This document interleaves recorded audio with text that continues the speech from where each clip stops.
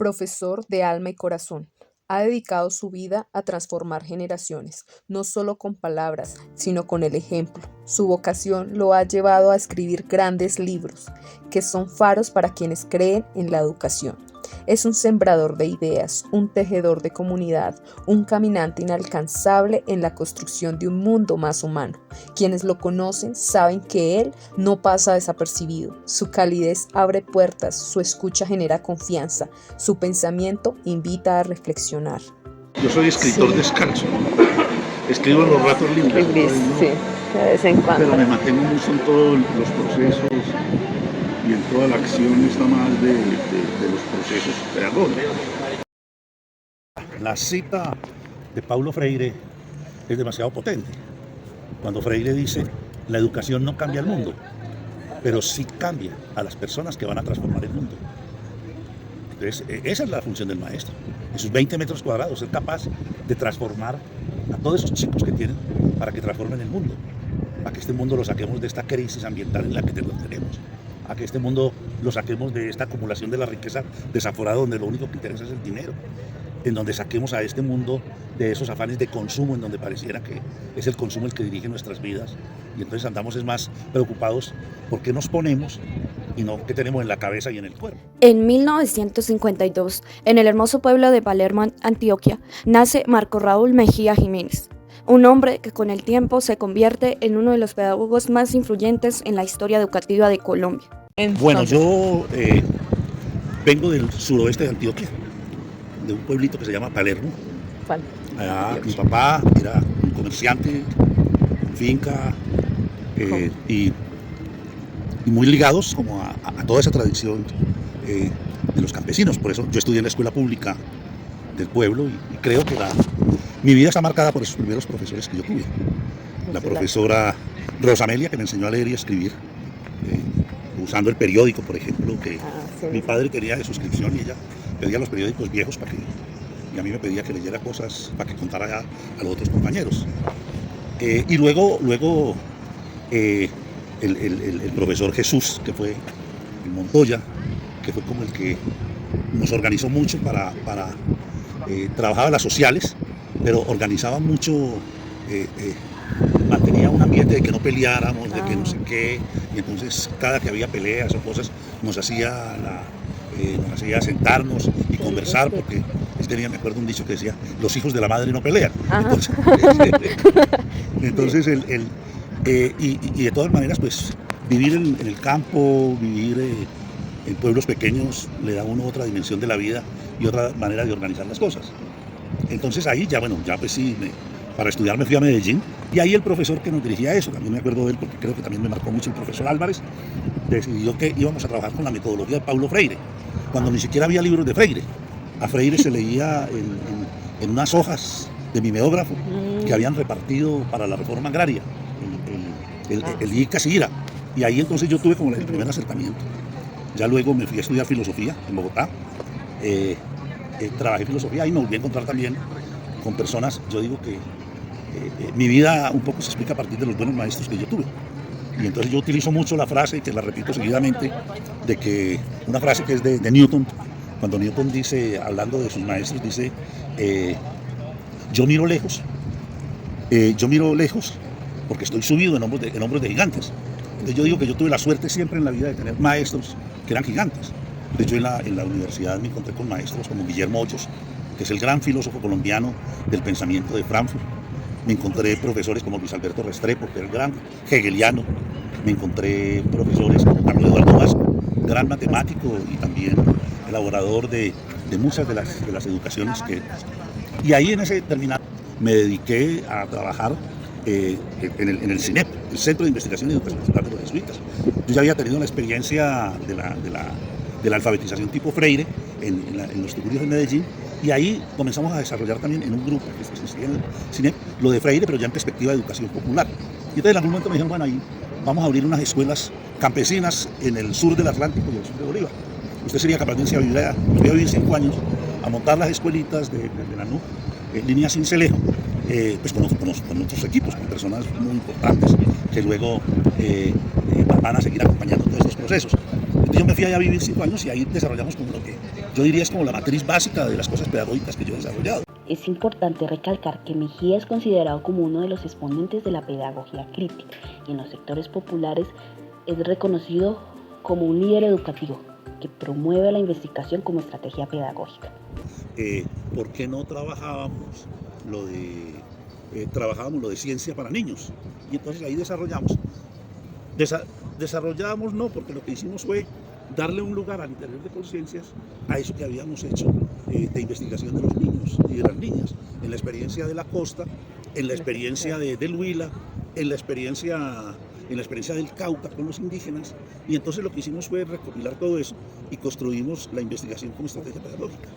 Bueno, cuando nos fuimos teníamos 1 millón de niños en todo el país, 22.000 maestros, 6.800 proyectos de investigación, pero bueno, llegó la plata de regalías y se creció la corrupción y preferimos irnos antes de que la corrupción nos cogiera a nosotros.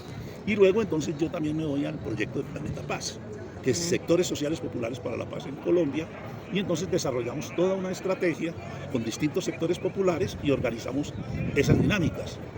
Unas dinámicas en las cuales los sectores sociales populares construyeron sus agendas, lo que serían sus agendas.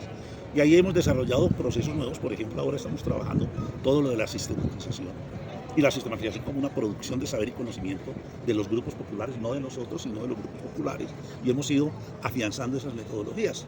Y bueno, y aquí estamos. Seguimos con eso y creo que hemos pasado la vida sin que nos pongan rodilleras al servicio. Colombia y en algunos países de América Latina se desarrolla el movimiento pedagógico. En el caso de Colombia, liderado por la Federación Colombiana de Educadores, FECODE. Para construir un proyecto cultural en América Latina. Y ellos montan una universidad en la Florida que se llama la Universidad de Tallahassee. Allá experimentan con algo que ustedes deben haber estudiado, que es toda la tecnología educativa.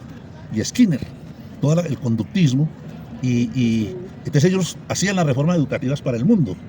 Y en ese sentido de las reformas educativas para el mundo, vinieron a traer a Colombia una reforma educativa. Unos becarios que habían ido allá, los nombraron en las universidades y en el ministerio, y dijeron, esta es la reforma curricular. Y todos reaccionamos contra esa reforma curricular.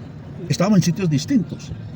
Por ejemplo, Antanas estaba en la Nacional, yo estaba en el CINEP, Olga Lucía estaba en la Universidad de Antioquia, Alberto Martínez estaba en la Pedagógica, Gonzalo Arcila estaba en la INCA, Jorge Gantiva estaba al inferior de FECODE.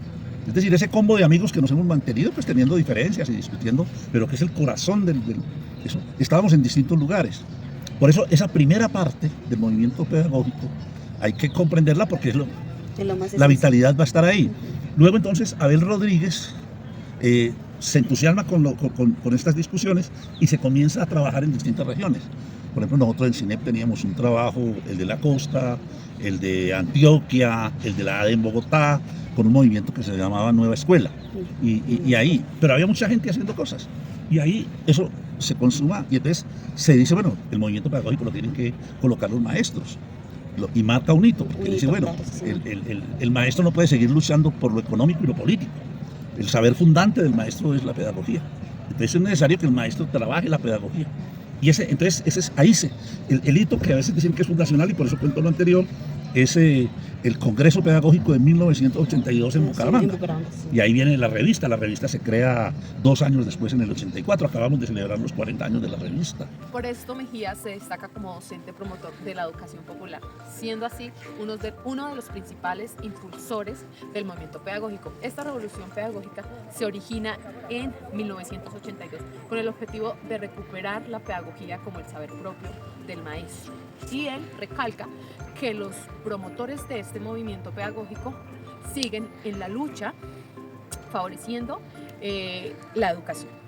Es así que en 1985, un año marcado por diferentes acontecimientos en Colombia, uno de ellos es la toma del Palacio de Justicia por el M-19. Aparte de esto, ese mismo año en Colombia existía una educación tradicional, caracterizada por un lento avance en la evolución del aprendizaje.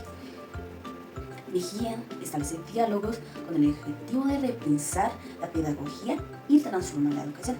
Esto se fundamenta con la convicción de que la educación es clave para el surgimiento de las luchas sociales, dando lugar al movimiento articulado con la teoría y la práctica. también busca que las luchas populares fortalezcan vínculos con la comunidad y los sectores de la nueva escuela. Sin embargo, en ese momento, 1994, se comienza a hacer la reglamentación. Y mucha gente de la que había estado en FECODE ya se había ido. Algunos directivos de FECODE habían peleado con la gente que estaba en el momento pedagógico, diciendo que tenían que someterse a lo que decían ellos. Y ahí se produjo no existía la masa crítica para hacer la reglamentación de la ley. Entonces ahí se comenzó un déficit que se consolida en lo que yo llamo en algunos de mis escritos, y está por ahí en mis libros, la primera gran derrota histórica de FECODE, que es el acto legislativo 01, el del 2001. Y ahí entonces es por el cual que en la Constitución se había dicho de que había que los 4 elementos básicos para hacer el trabajo en educación era salud, educación, agua potable y saneamiento básico. Y decía, si a un pobre le dan eso, el pobre despega. Y es fundamento de eso. Y los Orlando Fals Borda, que estamos celebrando los 100 años, en eso empujó mucho. Pero cuando llega al final del gobierno de Pastrana, que hay una crisis fiscal, y el comienzo del gobierno de Uribe, desmontan eso que va obligatoriamente a eso y para las regiones. Y ahí FECODE salió a unas luchas muy duras, pero FECODE también había estado debilitado porque eran muchos los muertos que habían puesto por el paramilitarismo en todo el país, que castigó muy duro el magisterio. Entonces, el magisterio llegó a ese movimiento fuerte pero débil. Y cuando el gobierno no cede, FECODE, después de 2 meses de paro, les dicen vuelvan a la escuela, y el que no esté en la escuela, pues no. Entonces la gente se resiente mucho. Y ojo con esto, en ese periodo se había desarrollado una cosa que es muy importante en este país, y por eso te lo mencioné desde el comienzo, y es el movimiento pedagógico no gremial. ¿Y qué es el movimiento pedagógico no gremial? Es que ya habían un montón de experiencias educativas en distintos sectores que se consideraban alternativas. Por ejemplo, lo que nosotros teníamos desde el Centro de Investigación y Educación Popular de los Jesuitas. Ahí había todo un trabajo en muchos departamentos del país de educación popular y de movimiento pedagógico. Y era una línea de movimiento pedagógico en clave de educación popular. Pero también existían grupos que estaban trabajando cosas alternativas. Por ejemplo, Dino Segura en la EP. Por ejemplo, la experiencia Filodiambre en el Huila. Pero el país estaba lleno de experiencias. Entonces el movimiento pedagógico siguió vivo. Por eso yo creo con algunos, y aún gente muy ilustre de este país que dice que no hay movimiento pedagógico, pues yo digo, los muertos que vosotros matáis gozan de cabal salud. Mírenme, yo soy movimiento pedagógico. Por otra parte, Mejía plantea que las nuevas tecnologías abren múltiples posibilidades de evolución y transformación en el campo educativo. Esto facilita la creación de nuevas escuelas y el desarrollo de pensamiento que impulsan las transformaciones sociales. Entonces el maestro lo que tiene que comenzar a pensar es cómo se convierte, ojo, en un nuevo mediador pedagógico.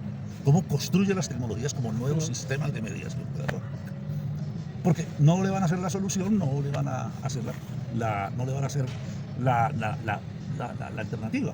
Yo acabo de tener un debate ahora que estaba en México, en un foro que fui, y porque alguien viene y me sale, no, es que estamos en la pedagogía del algoritmo. Y le digo, oiga, bájale. El algoritmo es un sistema inteligente hecho desde intereses, desde poderes. De hecho, yo vi esa conferencia, donde su merced pues explicaba que era, o sea, más como esa tecnología mal empleada. Sí. Porque decía que alcancé a ver, hablabas de Google, de que Google tiene una cantidad de cosas, pero que el maestro no la sabe. No, yo lo sintetizo en esto. Es decir, San Google sabe más que todos nosotros, que cualquier profesor de universidad, que cualquier maestro de escuela, que cualquier hombre letrado, sabe más, pero sabe más de información. ¿Qué es la inteligencia artificial? Y el chat GTP es simplemente alguien que recoge, sintetiza toda la información que hay y te la organiza, dependiendo de la pregunta que le hiciste. Eso aligera el trabajo del maestro, porque se va a poner a pendejear el maestro otra vez a gastarse horas y horas en eso. Eso lo puede hacer ellos, pero él tiene que cambiar la manera como da clase. Y él tiene que cambiar la manera como relaciona con los libros, porque es que los libros siguen existiendo y no es solamente ese conocimiento. Entonces, si él considera que eso es, entonces sí, pues yo puedo a un profesor, pero el profesor tiene que aprender a hacer preguntas. Estamos en un momento en que hay que aprender a hacer preguntas. ¿Qué es lo que hace un maestro? Entender cuál es su nueva función. Porque entonces él no puede ahora hacer lo que hace San Google. Porque ¿crees? Ahí sí se justifica esa visión de algunos de los tecnócratas que dicen que el maestro va a ser reemplazado y que lo que vamos a tener es un gran servidor donde están todos los contenidos de la escuela, entonces no hay problema. Y entonces ahora nos venden todos esos programas. Mire, con este programa usted enseña ciencias naturales. O sea, el aparato lo que hace es repetir sobre cosas que hay, trabaja sobre información. Nosotros estamos trabajando sobre conocimiento, sobre innovación. Si yo no me cambio el chip de para qué es que sirve la escuela y la educación, me perdonan la expresión, me jodí, porque me va a reemplazar San Google muy rápidamente. Si yo realmente soy capaz de construir sistema de mediaciones pedagógicas en donde utilizo la tecnología, pero la utilizo precisamente para evitar muchas de las tareas canzonas que nosotros hacemos. Y eso les toca hacerlo el maestro. Pero necesita tener una visión crítica de la tecnología. Si no construimos la visión crítica de la tecnología y entender todos esos procesos que están pasando en el cerebro de los chicos, en la socialización de los chicos. Por ejemplo, los problemas de depresión que se están encontrando con el uso del aparato. Porque no han construido sistemas de relacionamiento, que son claves. Bueno, ustedes que trabajan en su formación, ¿cómo se construye la socialización? Hay una socialización que se construye en la red, pero la socialización familiar, la socialización del grupo de pares, la socialización del encuentro pedagógico y relacional. Es decir, aparecen otros sistemas de mediación. Entonces yo creo que hay que decir que hay que evitar caer en ese falso dilema de los tecnofóbicos y los tecnofílicos. Los tecnofóbicos que creen que todos los males del mundo los produjo la tecnología. O los tecnofílicos que consideran que la tecnología está a la salvación de todo. Hasta ahora, oiga lo que le voy a decir, ni la inteligencia artificial generativa, que es lo de punta, ha construido sistemas de pensamiento nuevos. No existen. Lo único que existe es esa capacidad de recolección y organizar a partir de los acumulados que tienen en eso. Entonces, a comenzar a hablar de que es que ahora, como dicen algunos por ahí, que no se encuentran ilusionados con todo eso, o vendiendo, porque se han vuelto mercachifles con eso, vendiendo la idea de que es que ahora existe un pensamiento computacional. El pensamiento computacional está en relación al pensamiento humano, y esos aparatos todavía no han desarrollado formas de superiores al pensamiento, que los programas humanos, los organismos humanos, va a llegar fácilmente un momento en que lo supere, pero si nosotros no hacemos las transiciones en este tiempo para hacer de otra manera la educación, no tenemos. Para concluir, yo pienso que para Mejía repensar la educación y hacer que los maestros lideren la enseñanza requiere de esfuerzo, dedicación y es de gran importancia, ¿verdad? Entonces, pues sin embargo, invertir en esta transformación pedagógica es clave para asegurar que las nuevas generaciones crezcan con recursos necesarios para ser ciudadanos más críticos y éticos. Estoy de acuerdo contigo, Neidi. Es importante hablar de Mejía, reconocido como uno de los pedagogos más influyentes en la pedagogía crítica y en la educación popular en Colombia. Es fundamental pensarnos, dialogar sobre sus ideas, sobre la transformación social, los maestros y maestras comprometidos con un futuro más justo y equitativo. Mejía invita a reflexionar sobre las distintas posibilidades que existen para pensar una educación orientada hacia la transformación de una sociedad más. Quisiera preguntarte en el futuro, ¿cómo te gustaría que te recordaran? No, yo creo que en alguna medida en el mundo que estamos, uno, por ejemplo, lo importante es ser feliz haciendo lo que se hace. Y lo otro vendrá por añadidura. Porque yo alguna vez por ahí en una entrevista que me decían, bueno, pero entonces ¿usted por qué escribe? Y era un tiempo en donde rumbeaba mucho. Y decía, yo escribo para poder tomar ron con los amigos y discutir. Y que tengamos de qué discutir. Entonces yo no sé, yo no tengo mucha ilusión de ese mundo donde yo ya no esté. Pues yo creo que lo único que uno puede decir es que vivió honestamente, fue fiel al proyecto de vida en el que uno creyó y desarrolló ese proyecto de vida en lo que hacía. Esa es la felicidad. Entonces, que como consecuencia te recuerden o no te recuerden, creo que ya eso es más como de vanidad, ¿no?